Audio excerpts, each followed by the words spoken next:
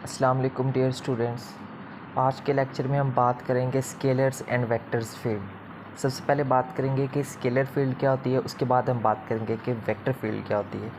अगर हम scalar field की बात करें, a region of a space at every point of which the scalar quantity has a unique value is known as scalar field. यानी कि किसी भी स्पेस का कोई ऐसा रीजन उसके हर एक पॉइंट के ऊपर जिस पर कोई भी स्केलर क्वांटिटी है वो कोई भी यूनिक वैल्यू रखती हो, उसको हम कहते हैं स्केलर फील्ड। इसके अगर एग्जांपल्स की बात करें तो दो एग्जांपल्स यहाँ पे लेते हैं, टेम्परेचर फील्ड और पोटेंशियल फील्ड। इनको हम कहते हैं स्केलर फील्ड्स की एग्जांपल्स में आ जाती हैं। इस तरह अगर इसकी कुछ प्रॉपर्टीज़ की बात करें तो प्रॉपर्टीज़ भी हमारे पास जो है वो, सबसे पहली बात, जो स्केलर फील्ड्स है इनकी जो वैल्यू है वो सिंगल वैल्यू हमेशा होती है, डबल वैल्यू में स्केलर फील्ड कभी भी नहीं होता। उसके बाद डिफरेंशिएबल, यानी कि इनको हम डिफरेंशिएट कर सकते हैं। और नंबर थर्ड इज़ कंटिन्यूस, यानी कि जो स्केलर फील्ड होते हैं ये हमारे पास क्या होती हैं, कॉन्टीन्यूस होती हैं। ठीक है स्टूडेंट, तो ये था हमारे पास basic introduction about scalar field. अब बात करते हैं वेक्टर फील्ड के बारे में कि वेक्टर फील्ड क्या होती है। A region of space at every point of which the vector quantity has a unique value is known as vector field। यानी कि किसी भी रीजन, किसी भी स्पेस का वो रीजन जिसके तमाम पॉइंट्स के ऊपर कोई भी जो वेक्टर क्वांटिटी है वो एक यूनिक वैल्यू रखती हो तो उसको हम कहते हैं वेक्टर फील्ड कहते हैं। ठीक है, अगर इसके एग्जांपल्स की बात करें तो ग्रेविटेशनल फील्ड, वेलोसिटी फील्ड, ये हमारे पास वेक्टर फील्ड के ज़ुमरे में आ जाती हैं। हमें वैसे भी पता है कि जो वेलोसिटी वो एक वेक्टर क्वांटिटी है।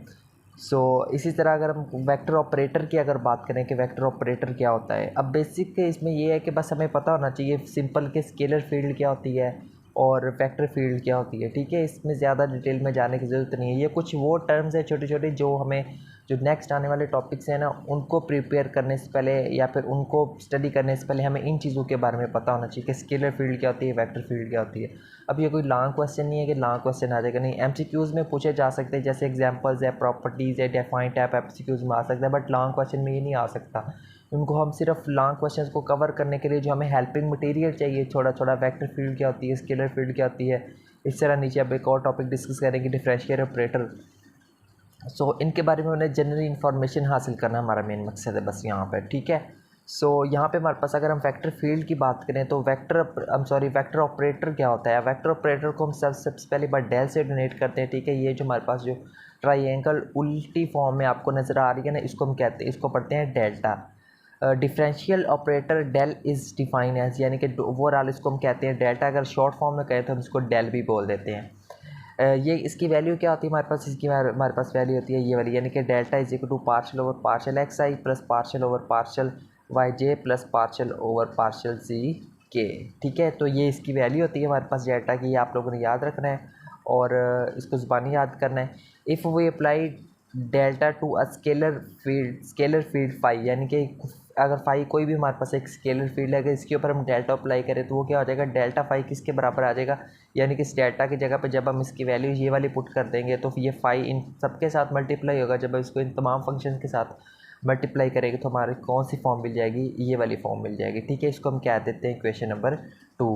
तो ठीक है, यहाँ से हमें डेल्टा की भी वैल्यू मिल चुकी है, इस वैल्यू को याद रखना, नेक्स्ट लेक्चर्स में हम यूज़ करेंगे इसको। इसी तरह डेल्टा फाई की भी वैल्यूज़ 1 याद रखिएगा, इनको भी हमने नेक्स्ट लेक्चर्स के अंदर यूज़ करना है। तो हमारा मकसद यहाँ पे सिर्फ इनकी वैल्यूज़ को कैलकुलेट करना है बस। ठीक है, तो अब कुछ ये वाली टर्म्स हैं, ठीक है, काफ़ी इंपॉर्टेंट टर्म्स हैं, छोटी छोटी बेसिक कंसेप्ट्स के लिए ये बहुत कम स्टूडेंट्स को इसके बारे में पता होता है। इसको अच्छे से आप लोगों ने इसको हमेशा याद रखना है। ठीक है, ये बहुत ही काम की चीज़ है जो मैं भी आपको बताने जा रहा हूँ। सबसे पहले क्या, इट हैज़ 4 इंपॉर्टेंट एप्लीकेशंस, यानी कि ये जो हमारे पास जो वेक्टर ऑपरेटर डेल्टा है ना, डेल है, इसकी 4 हमारे पास इंपॉर्टेंट एप्लीकेशंस होती है, यानी कि 4 जगहों पर इसका बहुत अहम इस्तेमाल है। सबसे पहली है हमारे पास del phi into x y z. इसमें ये जो हमारे पास जो एक्स वाई जी है, ये हमारे पास स्पेस कोऑर्डिनेट्स हैं। ठीक है, इनको हम पढ़ते हैं स्पेस कोऑर्डिनेट। अगर अब किसी भी फंक्शन के साथ अगर डेल फाई लिखा हो ना, यानी कि दरमियान में कोई भी मल्टीप्लाई, कोई भी डॉट, किसी किस्म का साइन ना हो, तब हम पढ़ते हैं उसको gradient of a scalar vector. ठीक है, अगर यहाँ पे ये जो फाई है, अगर ये हमारे पास कोई भी अगर स्केलर फैक्टर है ना, तो अगर इसके साथ हम डेल्टा लिख देंगे तो फिर हम इसको क्या पढ़ेंगे, ग्रेडियंट ऑफ स्केलर वेक्टर। ठीक है, फिर हम इसको ग्रेडियंट पढ़ते हैं। इसी तरह अब यहाँ पे ये जो आपको बिलू सा नज़र आ रहा है, ये नथिंग है। ठीक है, ये कट किया हुआ है, यहाँ पे लिखा हुआ है del del dot v into x y z को फिलहाल आप स्किप कर दें क्योंकि वो स्पेस कोऑर्डिनेट को डोनेट कर रहे हैं। तो यहाँ पे जो मेन टर्म है वो है हमारे पास डेल डॉट वी। अगर डेल डॉट वी लिखा हो यानी कि कोई सी दो क्वांटिटीज़ के डेल्टा और किसी दूसरी क्वांटिटी के दरमियान अगर डॉट का लफ्ज़ आ जाए फिर हम उसको पढ़ते हैं डाइवर्जेंस ऑफ वेक्टर स्केलर। ठीक है, फिर हम इसको क्या पढ़ना है, divergence of a scalar vector. इसी तरह अगर दो क्वांटिटीज़ के दरमियान जैसे यहाँ पे डेल और वी के दरमियान अगर क्रॉस का निशान आ जाए यानी कि क्रॉस है हमारे पास, तो फिर हम इसको क्या पढ़ते हैं, कर्ल ऑफ अ वेक्टर।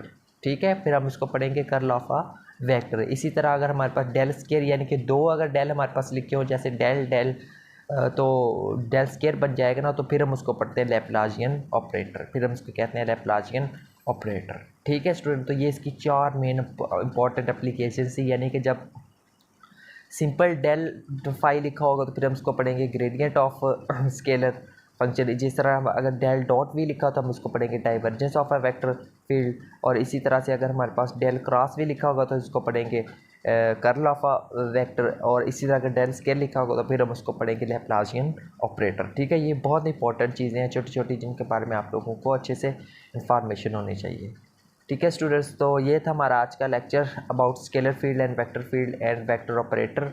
सो मिलते हैं नेक्स्ट लेक्चर में, तब तक के लिए टेक केयर एंड अल्लाह हाफिज़।